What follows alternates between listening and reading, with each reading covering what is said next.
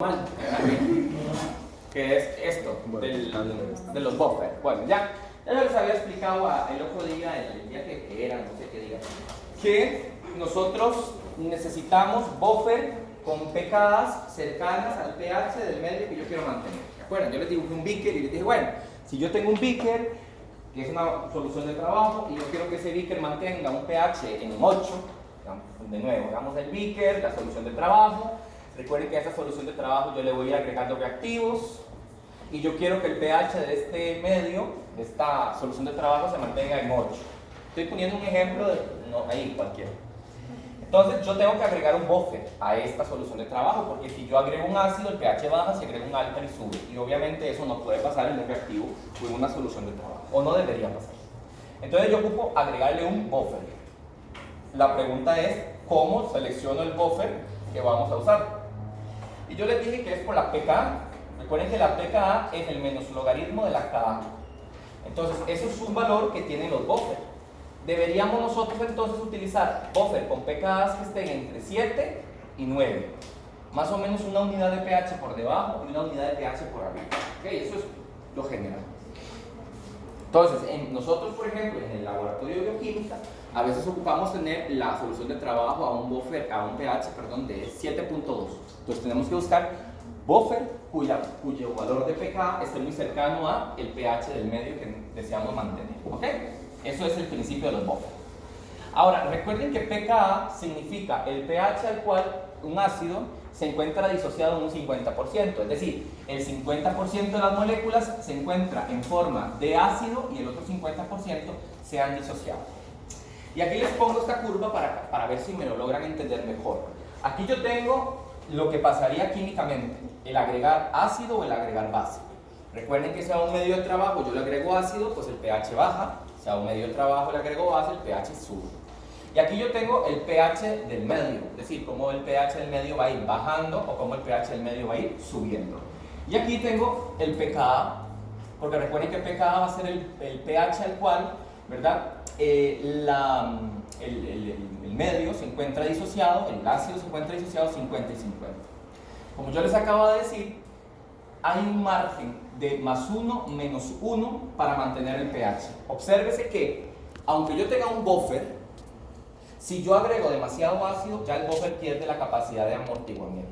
Esto sería la capacidad de amortiguamiento. Vean que aquí, aunque yo agregue ácido o agregue base, el pH se sigue manteniendo exactamente igual.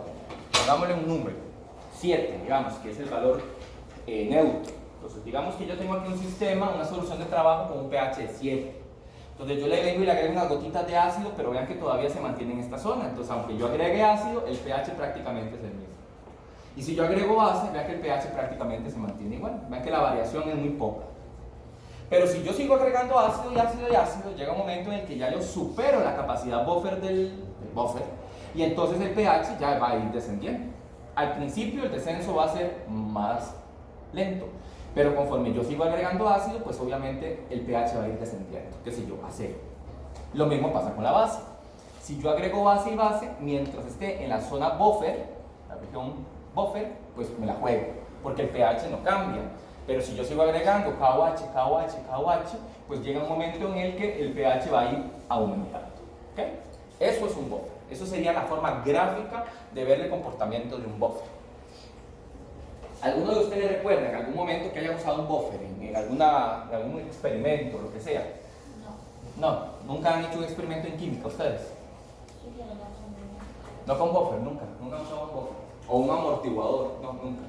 Bueno, entonces en bioquímica, en los laboratorios de bioquímica, nosotros siempre usamos buffer, porque generalmente los laboratorios de bioquímica trabajamos con enzimas para mantener el pH de las enzimas. Entonces, cuando uno sale el ADN para mantener la enzima, se usa un amortiguador. Claro. Entonces sí. Bueno, entonces claramente, ¿verdad? El ADN necesita mantenerse estable, entonces se utilizan buffer para mantener el pH del medio al pH que ese tipo de ADN necesita, porque el ADN no es igual de la célula vegetal, de la célula humana, no es igual. Bien, entonces ya me entendieron esto del buffer. Bien, entonces, como les decía, yo por ejemplo en el laboratorio tengo muchas botellitas de colores con buffer con diferentes valores de pKa. Por ejemplo, aquí yo tengo un buffer para pH cercanos a 10, Eso es un buffer cercano para pHs a 4 y eso es un buffer para pHs cercanos a 7. Entonces, si yo estoy trabajando con una solución de trabajo, valga la redundancia, y necesito mantener pH cercano a 4, pues utilizo un buffer de este tipo, ¿okay? Para intentar compensar. ¿Okay?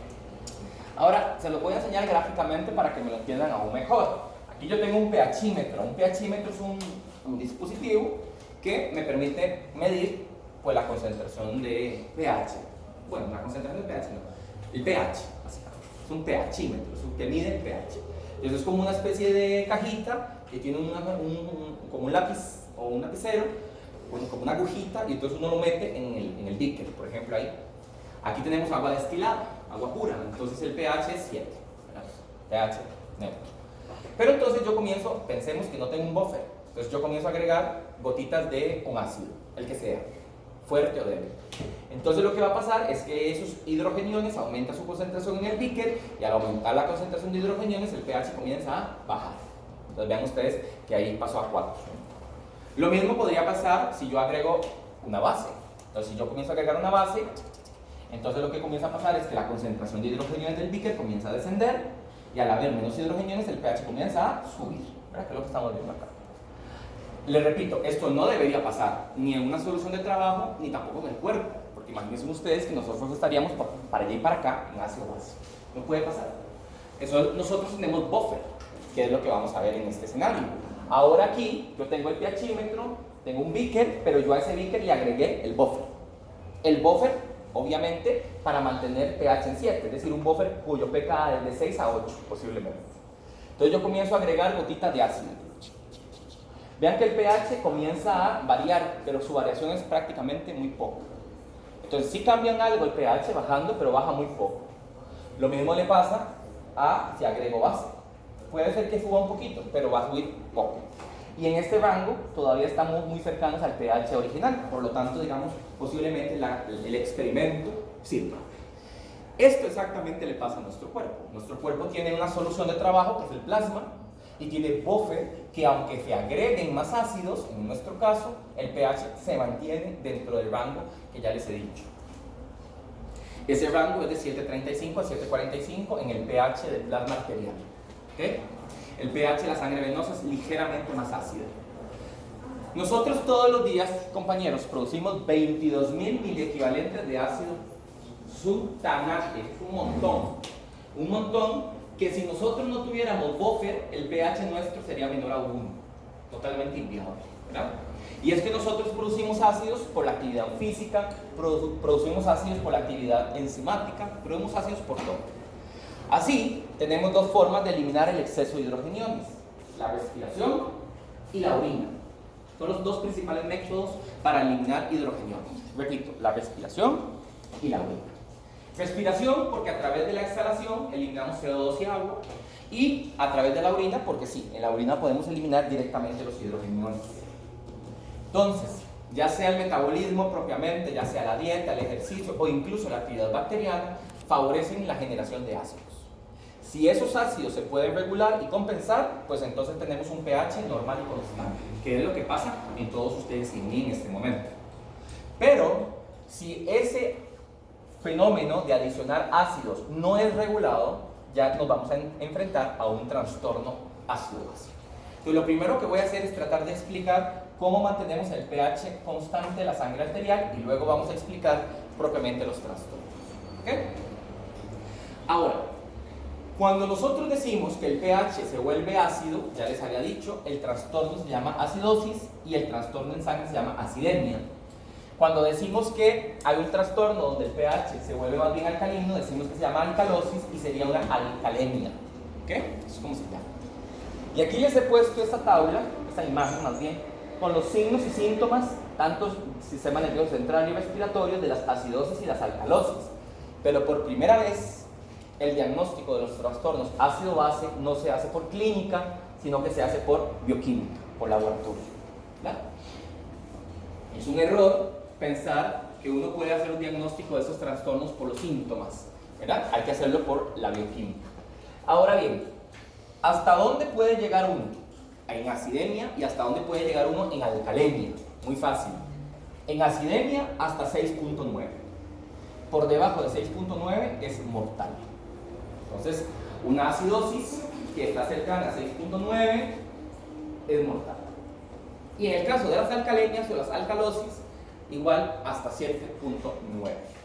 Entonces, nosotros tenemos un rango de solamente, ¿verdad? De 6.9 a 7.9 hay una única unidad de pH. Esa única unidad de pH es la que nos permite a nosotros la vida. Por debajo de aquí, la muerte. Por arriba de aquí, la muerte. Ahora, producto de las alteraciones ácido-base se generan 4 fenómenos principales: las acidosis respiratorias, las acidosis metabólicas, las alcalosis respiratorias y las alcalosis metabólicas. ¿Okay?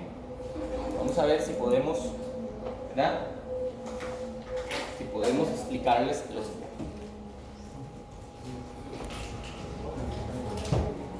Entonces,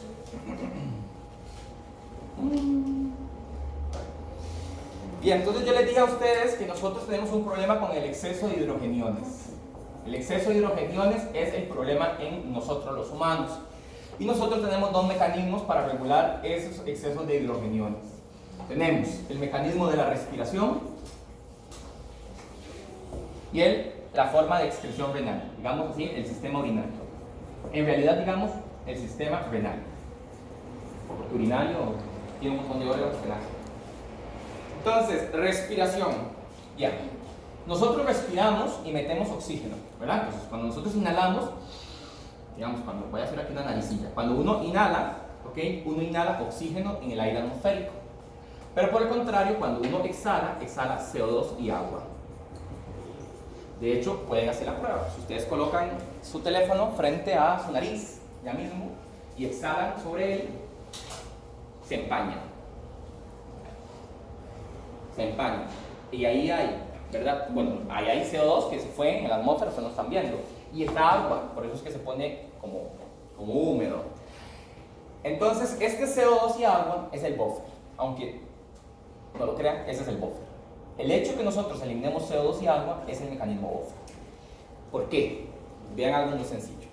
Cada vez que nosotros exhalamos, ahora voy a hacer una nariz muy grande, cada vez que nosotros exhalamos CO2 y agua,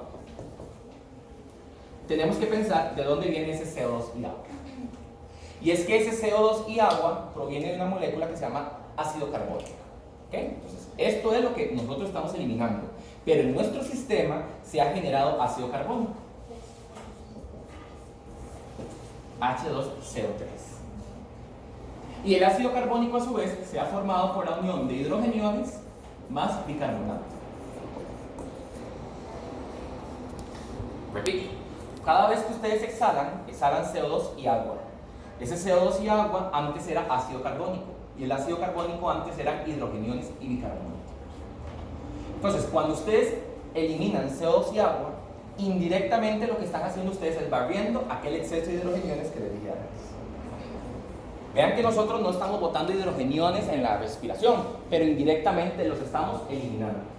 Por eso yo ayer, o el día que les di clase, les dije, nosotros con la respiración eliminamos hidrogeniones, aunque no eliminemos hidrogeniones. Es lo que estamos viendo. Nosotros estamos indirectamente barriendo aquellos H's de allá, pero no hay H's en el producto de la respiración. Es decir, lo que botamos es CO2 y agua, pero ese CO2 y agua provienen del H y del bicarbonato que están en el interior de nuestras células. ¿Okay? Eso por la vía de la respiración. Y ahora si nos vamos a nivel renal, pensemos lo que ocurre en el riñón. El riñón recibe la sangre arterial a través de la arteria renal y saca sangre a través de la vena, arteria y vena renal. Y aquí en el riñón ocurre todo un proceso a través de la cápsula de Bowman. Aquí yo tengo el glomérulo renal, la cápsula de Bowman se forma más o menos así y se forma una estructura que se llama la nefrona. La nefrona finalmente va a terminar en el túbulo colector va a terminar en los cálices menores y los cálices menores finalmente forman el uréter. Bueno, aquí en la nefrona hay mecanismos para reabsorber hidrogeniones y hay mecanismos para eliminar hidrogeniones. Por eso es que el sistema renal nos ayuda a eliminar o dejarnos hidrogeniones. A veces, cuando yo tengo problemas, por ejemplo, de alcalinidad de la sangre, lo que hace la nefrona es favorecer la reabsorción de hidrogeniones que me hacen falta. Y por el contrario, cuando yo tengo un exceso de hidrogeniones en la sangre, lo que hace la nefrona es más bien eliminarlos. ¿Ok? ¿Estamos? Entonces, esos son los dos mecanismos que tenemos para regular ese exceso de H, ya sea a través de la respiración o ya sea a través de la función renal. Ahora, ¿cómo hacemos nosotros los humanos para eliminar los hidrogeniones a través de la respiración? Muy fácil, aumentando la cantidad de expiraciones. Aumentando la expiraciones. Aumentando la cantidad de expiraciones.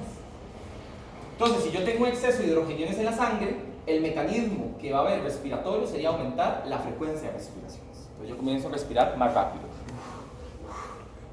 Porque así estoy barriendo más indirectamente esos hidrogeniones que están en exceso. Si por el contrario yo tengo pocos hidrogeniones en mi sangre y los necesito, ¿qué hago yo? Comienzo a disminuir el patrón de expiraciones, porque así los dejo conmigo. Pensemos. Si yo ocupo hidrogeniones, lo que hago es bajar la tasa de respiraciones para dejármelos. Ahora, a nivel renal, si yo tengo un exceso de hidrogeniones en la sangre, lo que yo favorezco es la excreción renal de hidrogeniones y por tanto la acidificación de la orina. Por el contrario, si yo tengo una baja concentración de hidrogeniones, por ejemplo una alcalosis, lo que yo hago es favorecer la reabsorción de hidrogeniones y por lo tanto basifico la orina. ¿Vamos? Eso es general. Ahora vamos a ver, ponerle un poquito más de nombre a las cosas. ¿Queda claro esto? Tenemos un exceso de hidrogeniones que tenemos que lograr compensar. Puede ser a través de la eliminación de CO2 y agua mediante el mecanismo de la respiración, o puede ser a través del manejo de hidrogeniones a nivel renal. ¿Okay?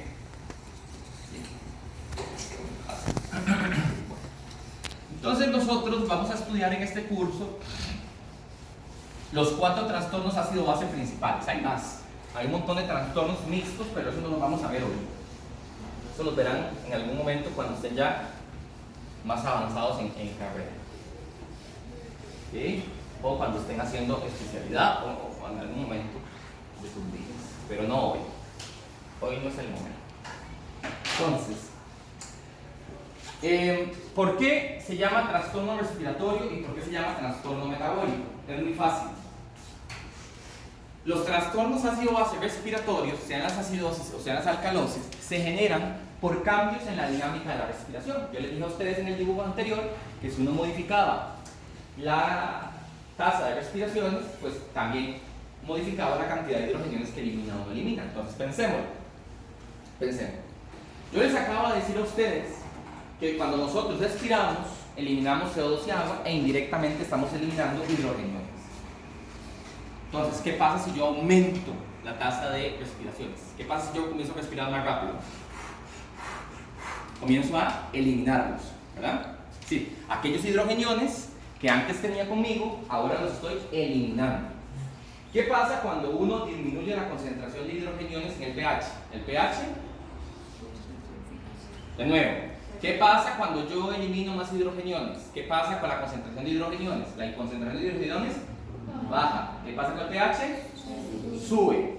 Y cuando el pH sube por arriba de 7.45, eso se llama una alcalosis. Y como se está generando a partir de una alteración en la dinámica respiratoria, se llama alcalosis respiratoria. Veamos algunos ejemplos de causas de alcalosis respiratorias. Histeria. ¿Qué es la histeria? Un ataque de pánico. No sé si alguna vez ustedes han visto a una persona con un ataque de pánico. Claro. Eso es una causa de alcalosis respiratoria. Usted comienza a aumentar la eliminación de CO2 y agua, comienza directamente a eliminar hidrogeniones y eso se va a manifestar clínicamente con una alcalosis. ¿Cómo se trata la histeria? ¿Qué han visto ustedes que se le hace a la gente que está con un ataque de pánico en un hospital? Les ponen una bolsa. ¿Para qué? A ver. ¿Para qué? ¿Cómo? ¿Con una bolsa? ¿Para qué se le pone una bolsa a alguien con un trastorno de este tipo? ¿Para qué? ¿Cuál recibe? Muy bien, exacto. A eso es. Cuando ustedes a un paciente con histeria le ponen una mascarilla, una bolsa, es para que se vuelva a inhalar el CO2 y el agua. Es decir, que aquellos hidrogeniones que indirectamente está barriendo se los vuelva a tragar. Digamos, tragar no, porque sería, no se lo está tragando. Digamos, se los vuelva a incorporar. Muy bien. Entonces, la bolsa no es para que la gente se tranquilice. No, la bolsa es para que la gente, digámoslo así, compense el trastorno ácido-base de una forma artificial. Entonces, si yo estaba botando el CO2 y el agua, al poner una bolsa, me los vuelvo a inhalar. Y entonces aquellos hidrogeniones que yo eliminé, los vuelvo a incorporar. Pero a veces se los ponen todos en la boca, entonces estaría mal hecho. Es que uno inspira también por la boca. Digamos, yo puedo tocar la nariz. Digamos, la vía aérea superior y la boca están conectadas, entonces no hay problema. No cambia en nada, digamos, el hecho. Entonces, ese es histeria. Estamos claros que la histeria produce alcalosis, ya sabemos por qué. Porque comenzamos a respirar más rápido, comenzamos a eliminar más CO2 y agua, botamos hidrogeniones, hay menos hidrogeniones, más pH. Y si el pH supera 7.45, una alcalosis respiratoria. Bien, esa es la causa más común de alcalosis respiratoria del mundo, y del país, y de aquí, del Calderón Guardia. La gente en estado de histeria. Que me dieron una mala noticia, que fui a un concierto, cualquier cosa, que me intentaron asaltar, histeria, alcalosis respiratoria. ¿Cómo se trata? Mediante un mecanismo fácil de compensación mecánica. ¿Okay? Una bolsa plástica, una bolsa de papel, para que el paciente vuelva a incorporar aquel CO2 y agua que eliminó. ¿Okay? Lo que pasa es que usted no le puede dejar esa bolsa el resto de la vida, perenne ahí, a la gente, ¿verdad? Porque obviamente llega un momento que tendríamos de hipercapnia, que es cuando las personas tienen más CO2 que oxígeno en sangre, y eso no es bueno tampoco. Bien, estamos listos con la histeria. Segundo caso, hipoxemia. Hipo significa menos. Semia, oxígeno en sangre. Entonces, cuando uno dice hipoxemia, nos referimos a que tenga menos oxígeno en sangre. ¿Okay? La principal causa de hipoxemia en nuestro país, ¿verdad?, no es las alturas, son los problemas pulmonares. Hay pacientes que tienen grandes problemas de la ventilación, y entonces, como mecanismo compensatorio, aumentan la cantidad de respiraciones. ¿Okay? Pero vamos a usar ese ejemplo, las alturas. ¿Alguno ha ido al Cherry Pop? ¿Nadie subió al Cherry Pop? ¿Sí? ¿Cómo les fue cuando llegó arriba? Y uno siente como mucha presión. Ajá. Y entonces uno como comienza a respirar más rapidillo porque no le entra como tanto aire. Uno está como acostumbrado. Bien, muy bien. Entonces la compañera nos acaba de decir, uno comienza a respirar más rapidillo, que fue exactamente lo que les acaba de decir. Uno comienza a aumentar la tasa de respiración. Entonces, ese aumento en la tasa de respiración hace que uno haga una alcalosis respiratoria. De hecho, hay un síndrome que se llama el mal de alturas. El mal de alturas se produce por la alcalosis respiratoria. ¿Okay? Entonces, la hipoxemia por altitud es un ejemplo clásico de alcalosis respiratoria. Ahora, la pregunta es, ¿por qué uno aumenta la velocidad de respiraciones cuando está muy alto? Y es por una cuestión muy sencilla. A mayor altitud, menos oxígeno en el aire. Entonces, si usted está arribísima, digamos, si uno hace aquí un cerrillo, si usted está aquí, a 1000 metros sobre el nivel del mar, la saturación es del 21% de oxígeno. Si usted está a 3000, es como 19, y ahí va cambiando. Hasta 12, creo que lo habíamos visto un día. Por ejemplo, en el Everest. Entonces, conforme uno va subiendo de altitud, hay menos oxígeno, y la única forma de compensar esta carencia de oxígeno es aumentando, como dice su compañera, la frecuencia de respiración. Por eso es que la altitud genera alcalosis respiratorias. ¿Okay? La mayoría de nosotros llega un momento en que nos adaptamos, porque la médula en cuestión de horas produce más glóbulos rojos. Pues cuando uno se enfrenta a un lugar muy alto, las primeras horas uno va a notar un cansancio, incluso dolor para moverse, pero después de unas cuantas horas la médula, producto de esa hipoxemia, produce más glóbulos rojos. Y al haber más glóbulos rojos circulantes en su sangre, la capacidad de transporte de oxígeno mejora, y por tanto ese aumento en la capacidad de respiración no se da, se compensa, digamos. ¿Okay? Eso es la hipoxemia por las alturas. Bien, pasamos con los salicilatos.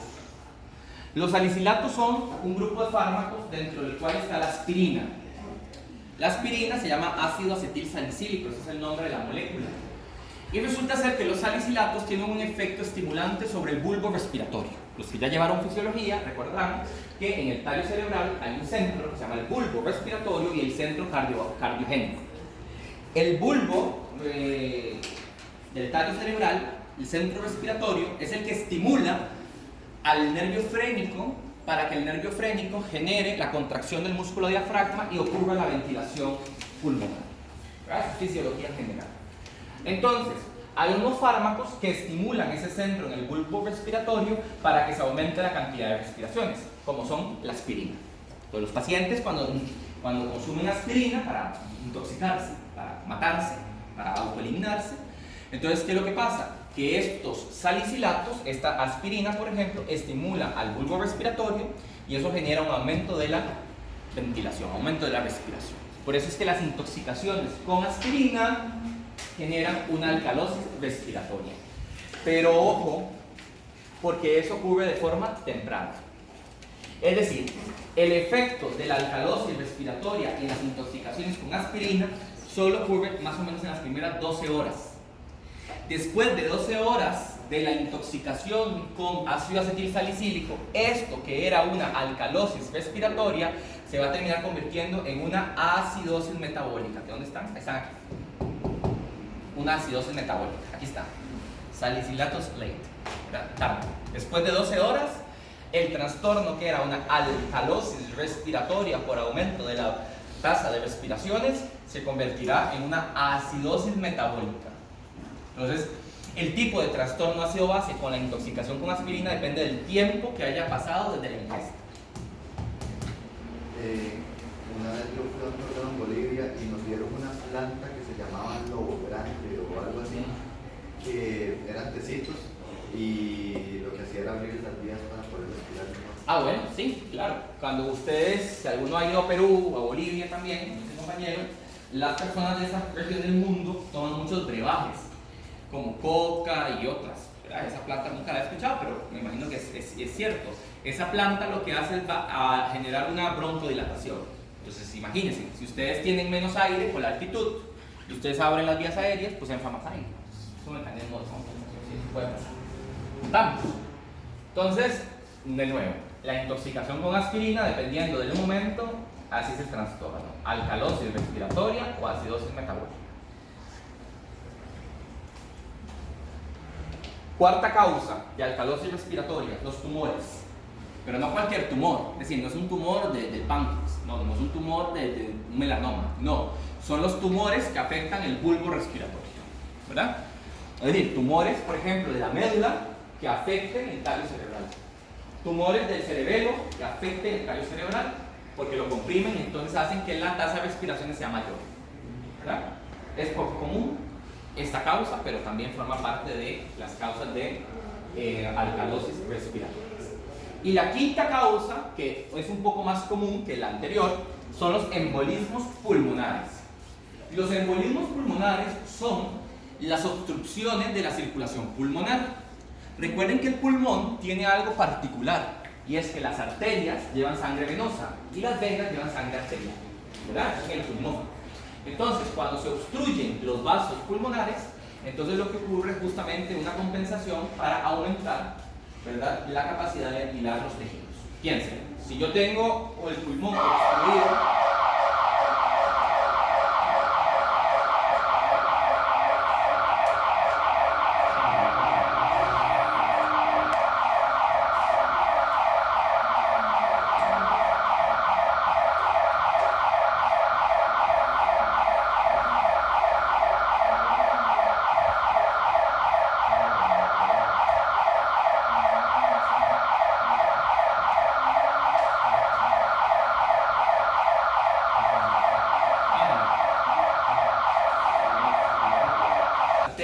pulmonares o las venas pulmonares, entonces la única forma de que el sistema respiratorio puede compensar esa obstrucción, ya sea la entrada de la sangre venosa o la salida de la sangre arterial, claro, porque recuerden que en el pulmón la cosa cambia. Entonces, ¿qué pasa? Que la única forma de compensar esta obstrucción es aumentando la frecuencia respiratoria. ¿Okay? Por eso es que los embolismos pulmonares o los tromboembolismos pulmonares se van a manifestar clínicamente con alcalosis respiratorias, ¿verdad? Es decir, con un aumento en la frecuencia respiratoria. Bien. Ok. Entonces, esas son las causas de alcalosis respiratoria. ¿Estamos claros? Entonces, cualquier trastorno ácido-base que se desencadene a partir de un aumento de la frecuencia respiratoria, llevando a alcalinización de la sangre, se llama alcalosis respiratoria. Bien, listos. Ahora pasémonos a las acidosis respiratorias, a esta, de este lado. Las acidosis respiratorias ocurren más bien por el fenómeno opuesto. Se dan cuando yo no puedo liberar el CO2 y el agua, es decir, cuando más bien disminuyo la frecuencia respiratoria. Por eso es que aquí dice hipoventilación. Ahora, ¿por qué uno podría tener una hipoventilación? Primero, por tener la vía aérea obstruida. Si usted tiene aquí un poco de semillas de mamón en la tráquea, si tiene, no en el esófago, ¿verdad? Como un estudiante ya me puso atragantamiento. Aquí la vía respiratoria es la vía respiratoria y la vía digestiva es la vía digestiva. Porque esperaría que todos recordemos que hay una vía aérea y una vía aérea y una vía digestiva. La vía digestiva no tiene nada que ver con esto, es la respiratoria. Entonces, cuando se obstruye la tráquea o se obstruye un bronquio, entonces hay una menor capacidad de liberar el CO2 y el agua. Y al haber una menor capacidad de liberar el CO2 y el agua, la concentración de hidrogenio sube y el pH baja. Bien, entonces, ¿por qué puede haber obstrucción de la vía aérea? Cuerpos extraños, moco, por ejemplo, moco en un paciente asmático. También puede haber obstrucción de la vía aérea, por ejemplo, por alteraciones anatómicas, niños que nacen con bronquios colapsados o personas que tienen problemas de tráquea.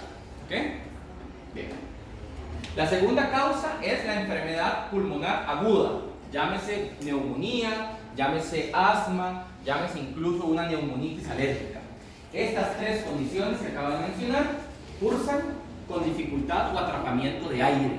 ¿Qué aire? El aire, CO2 y agua que hemos hablado anteriormente. ¿Okay?